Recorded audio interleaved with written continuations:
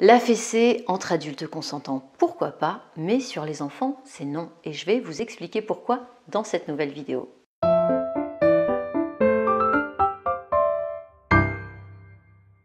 Bonjour et bienvenue dans cette nouvelle vidéo. Je suis Vanessa Castel, je suis la fondatrice de Miel Citron, le concept store nomade au service des parents qui propose à domicile des ateliers et des démonstrations de produits, d'articles de puériculture et de jouets. Je vous invite à consulter notre site internet www.mielcitron.com pour en savoir plus et peut-être rejoindre l'aventure. Alors aujourd'hui, j'avais envie de vous parler d'un sujet qui me tient vraiment à cœur, ce sont les VEO pour violences dites éducatives ordinaires. Ce sont les violences envers les enfants dans une intention éducative qui sont tellement admises et tolérées qu'elles en deviennent ce qu'on appelle ordinaires. Alors, la loi française datant du 19 juillet 2019 interdit toute violence même ordinaire sur les enfants et l'idée de cette vidéo n'est pas de culpabiliser mais plutôt de vous aider à trouver des solutions pour les éviter au quotidien. Lorsque l'on parle de violence éducative ordinaire ou VEO, c'est un terme que l'on entend de plus en plus souvent mais on ne sait pas toujours ce que cela comprend réellement. Faisons le point ensemble et surtout voyons comment les éviter au quotidien. Les violences se distinguent sur 3 points. Il existe tout d'abord la violence physique. Elle se caractérise par tout ce qui porte atteinte à l'intégrité physique d'un enfant, les gifles, les fessées, les petites tapes sur les mains, le fait de pousser volontairement son enfant ou même de le priver de nourriture dans le but de le punir.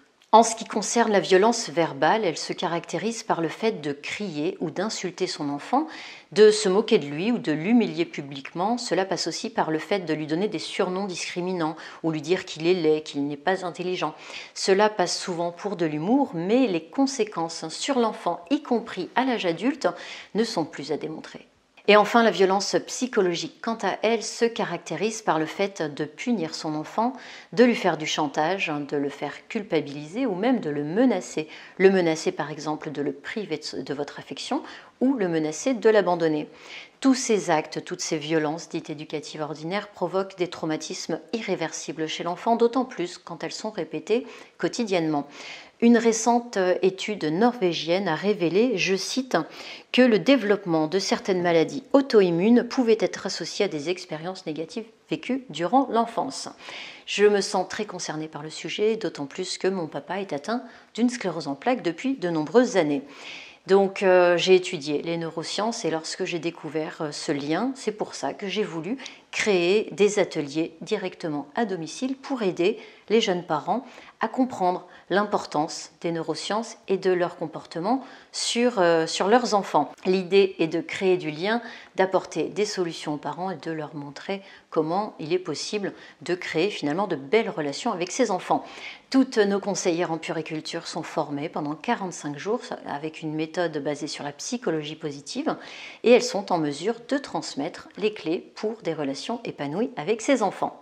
Alors je disais que cette vidéo n'était pas là pour culpabiliser, il est normal, il est parfois difficile de garder son calme ou d'être patient avec ses enfants.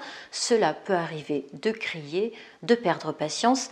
L'essentiel est de s'en apercevoir et de s'en excuser et de chercher des solutions pour réparer la relation. Bien évidemment, j'imagine que beaucoup vont me répondre que les enfants ne peuvent pas tout faire, le but n'est pas de les laisser tout faire, mais de fixer des règles dans le respect de chacun. Par exemple, il est important de fixer des règles et des limites dans la famille que chacun devra respecter, adulte comme enfant.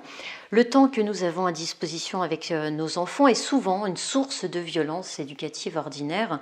Combien de parents crient sur leurs enfants pour qu'ils aillent plus vite et malheureusement, cela ne fonctionne pas. Il est également très utile de prendre en considération le niveau de fatigue physique et émotionnelle pour savoir quand faire une pause et prendre du temps rien que pour soi. Après une journée compliquée, on peut facilement perdre patience et avoir tendance à élever la voix. Si cela arrive, n'hésitez pas à expliquer à vos enfants que vous êtes fatigué, ils comprendront déjà mieux votre état. En tant que parent, vous disposez de ce que l'on appelle l'autorité parentale. Mais cela ne signifie pas que vos enfants doivent avoir peur de vous, peur de se faire punir ou même peur de se faire taper. Il est important de poser des règles claires et des limites, mais dire les choses calmement fait une grande différence plutôt que de le dire en criant ou en menaçant. Par exemple, si plutôt que de dire tu as intérêt de ranger ta chambre tout de suite, sinon tu auras une fessée ou tu seras privé de dessert ou tu seras privé de téléphone portable, hein, ça marche aussi avec les ados, eh bien dites plutôt je compte sur toi pour ranger ta chambre dans un délai imparti. Vous pouvez fixer justement des règles et des limites. Je te fais confiance, je compte sur toi pour ranger ta chambre, je suis là si tu as besoin d'aide, parce que s'il est petit, il peut avoir besoin de vous, mais de lui rappeler juste la consigne dans le délai imparti et de lui demander calmement de ranger sa chambre. Alors bien sûr, dit comme ça, cela peut sembler bisounours et pourtant je vous assure que c'est une manière de créer une belle relation avec vos enfants et surtout de ne pas saboter l'estime et la confiance en eux. S'il peut arriver de craquer, de perdre patience, de crier, si cela arrive, prenez une grande inspiration, excusez-vous et promettez que vous ferez mieux la prochaine fois et que vous trouverez des solutions. Cela permet aussi de montrer aux enfants que personne n'est parfait, que nous faisons tous des erreurs, mais qu'il est possible de réparer la relation et qu'il est possible de faire autrement. Si vous avez besoin de clés au quotidien, n'hésitez pas à aller sur www.mielcitron.com pour réserver un atelier gratuit à domicile pendant lequel vous pourrez échanger avec nos conseillères qui vous livreront des clés de communication non violente et de psychologie positive. J'espère que cette vidéo vous a été utile. C'est un sujet qui me tient vraiment à cœur. Je suis concernée par le sujet, comme je l'ai dit, avec la maladie de mon papa et je suis militante depuis des années contre les violences éducatives ordinaires. J'espère vraiment diffuser tout ce savoir, toutes ces avancées en sciences et que les personnes, que les adultes comprennent comment mieux gérer les émotions et comment réparer les relations. Parce que bien sûr, personne n'est parfait. Nous faisons tous de notre mieux et vous faites de votre mieux. Et on peut tous avancer comme ça, par petits pas. Je vous dis à très vite pour la suite. Ciao, ciao.